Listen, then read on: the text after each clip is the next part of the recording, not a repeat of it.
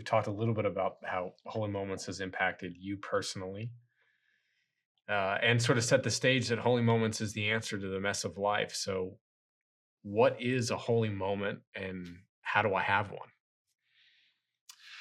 Yeah.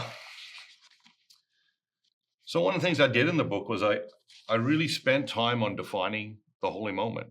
And then I broke it down word by word, phrase by phrase, step by step, Mhm. so that there would be no confusion. A holy moment is a single moment in which you open yourself to God, you make yourself available to Him, you set aside personal preference and self interest, and for one moment, you do what you prayerfully believe God is calling you to do. That's a holy moment. And that's how you have one too. Is that you have this moment and this awareness there, um, and you invite God into that moment, and you set aside self interest. So I would love it if we broke it down a little bit, and I just want to ask you, why do you focus on a single moment? Why just one single moment? Why do you get that specific and that narrow with it? Many reasons. I think one reason is because that is where life happens. Life happens in the present moment, and it is the only place to meet God. Um, God is constantly existing in the present moment. If we want to commune with God, if we want to connect with God, if we want to spend time with God, it will happen only in the present moment. Um, and so that's one reason. Another reason is because it's very, very difficult, possibly impossible, to be overwhelmed by a single moment. Mm. Um, Even a single moment of um, horrific suffering, a single moment, not 5 minutes, but even a single moment of horrific suffering can be absorbed, can be integrated, can be experienced. It's the addition of these moments that make life unbearable and overwhelming. Um, Whether that's someone being tortured um, in a military situation, or just the stress of daily life. Um, it's never the single moment that overwhelms. Hmm.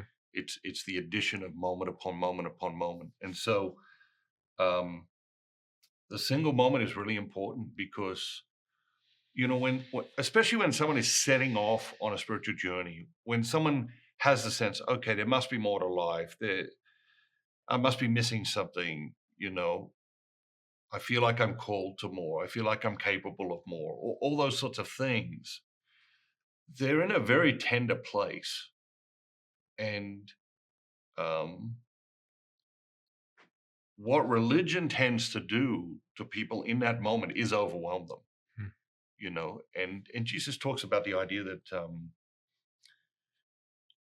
I will not crush the bruised reed, and very often we do, you know.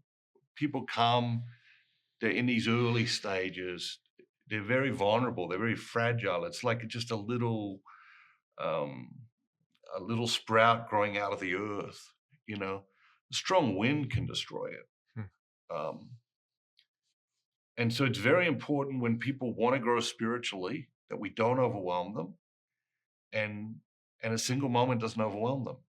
You know, if you say to them, "Hey, you need to be a saint like you need to be a saint like Francis of Assisi or Mother Teresa," or what happens? They get overwhelmed. They start to think about all the impossibilities of why they can't do that, of why they can't be that. Hmm. Um, what the single moment does is it reveals possibilities. It puts us in a place, mentally, psychologically, spiritually, in a place of possibility. So the single moment is really important. It feels like when you distill it down to a single moment, that where I am in my life, it doesn't matter at all. And there's no prerequisite for it. Like I read that and I think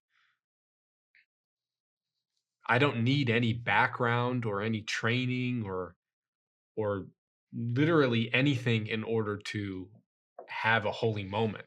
I just I need to do what you just shared. I need to be able to place I need to give God the opportunity to speak into my life in a single moment. And that's all that needs to happen. And it feels so simple. Is it like too simple or I don't know. What do you think about that?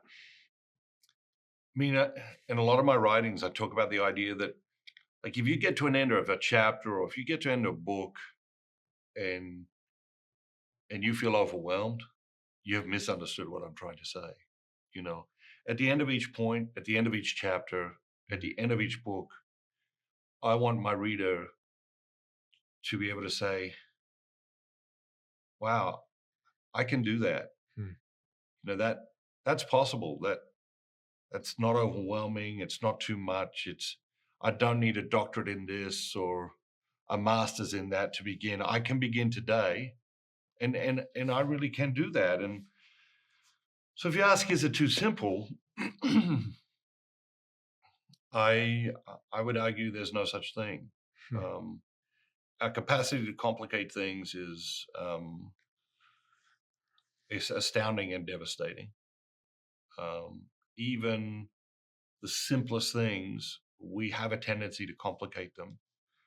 Um, and then the other thing I think that's important to recognize is that given the state of the world and the state of our lives, um, whenever there is big problems, complex problems, lots of dysfunction and bureaucracy, only the very simplest solution can cut through all of that, um, gain broad acceptance, so be used by millions and millions and millions of people in the way it needs to be used, um, and have an impact and be effective.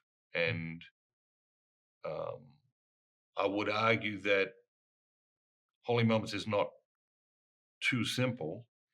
It's just simple enough. mm, And it is very, very, very simple. I mean, I've broken it down to what I believe is its simplest form. Um, and it, you know, and I labored over it. I mean, we look at that definition, I labored over it. And I've been laboring over it for years. It's showing up now in a book form, but it's been labored over for a long time.